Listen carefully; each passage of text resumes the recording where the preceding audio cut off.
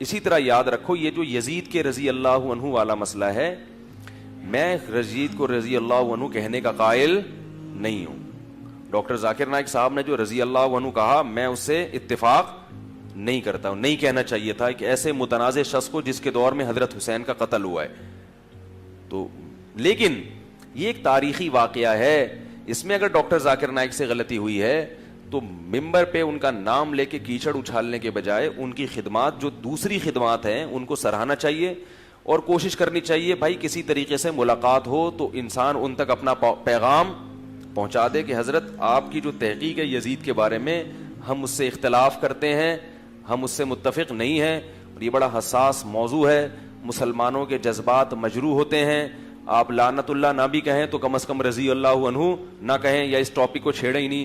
Doctor Zakir Naik ایسے آدمی ہیں کہ ان سے کوئی تمیز سے بات کرے مدلل تو وہ اپنی پچھلی بات سے فوراً رجوع کر لیتے ہیں. وہ یہ میں نہیں کہہ رہا بلکہ میں نے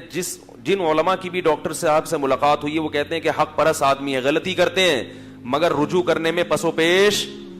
بولو بھائی نہیں کرتے.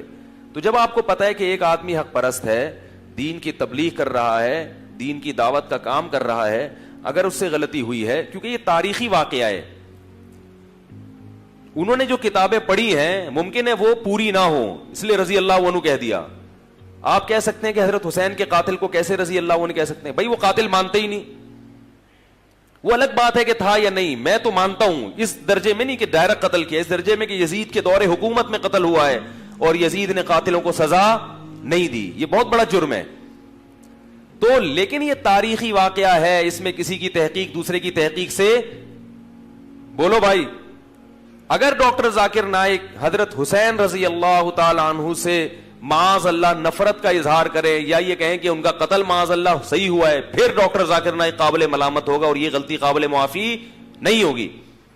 یزید کا مسئلہ ایک تاریخی واقعہ ہے جس میں دلائل اسی طرف ہیں کہ یزید مجرم تھا،